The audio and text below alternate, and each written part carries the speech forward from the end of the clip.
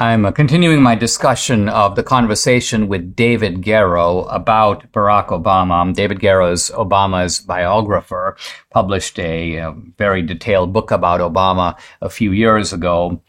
And I think he set out to like Obama. I mean, he's on the left. He's somebody who would normally be attracted to Obama and what Obama represented. So I think he set out to write a book that would lionize Obama, that would bring out, if you will, the intellectual aspects of Obama, the nuances of Obama. In other words, he himself bought into the Obama image.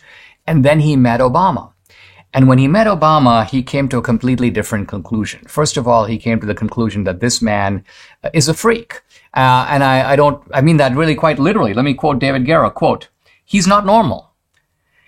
As in not a normal politician or a normal human being." The second part of it is what interests me. Obama may not be a normal politician, and Donald Trump is not a normal politician, but Donald Trump is in fact a normal human being. He's a unique human being. He's got his own peculiar characteristics, but he's a normal human being. He has the normal range of human feelings and emotions, and we can testify to that from personal experience.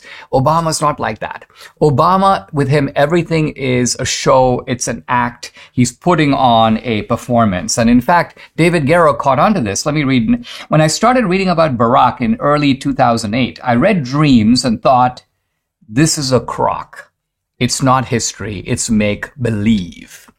Now, I want to analyze the statement because I think at one level it's true.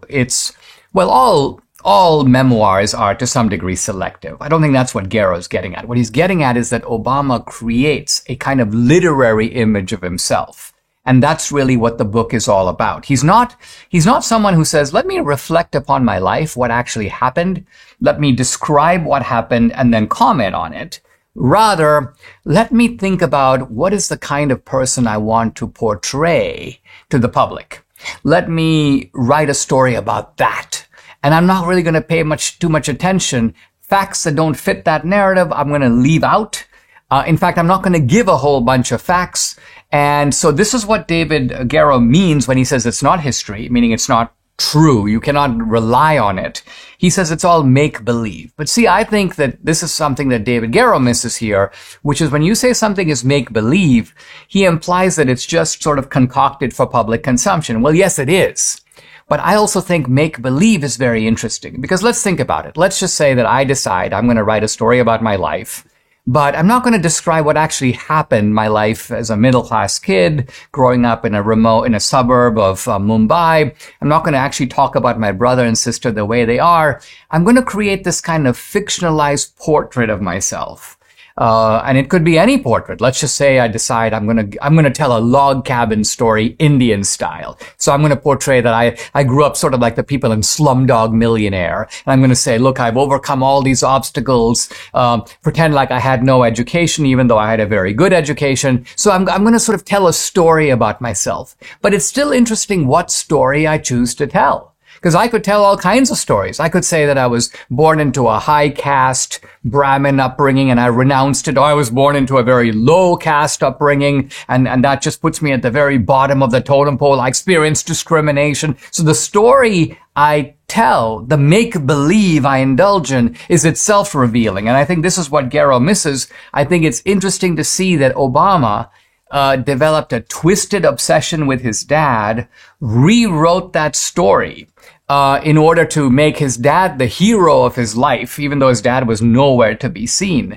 Now, his dad, by the way, was an alcoholic. He was a wife abuser. At one point, the guy he was a horrible driver, so he got into massive traffic accidents. At one point, both his legs had to be cut off. So you've got this drunken, wife-beating paraplegic who was also an America hater and a hater of Western civilization. And this is Obama's model. This is his role model. This is, in fact, the ghost. I talked yesterday about Obama is the ghost who seems to be sort of governing the Biden administration. Well, guess what? Barack Obama Sr. is the ghost that's governing Obama. So you could in some ways say that this is not even Obama's third term, but it's the third term of the father. It's the third term of this Kenyan alcoholic who was thrown out of government positions, who was exposed in Kenya as a fraud and a masquerader. In fact, he would often show up at international conventions pretending to be another guy.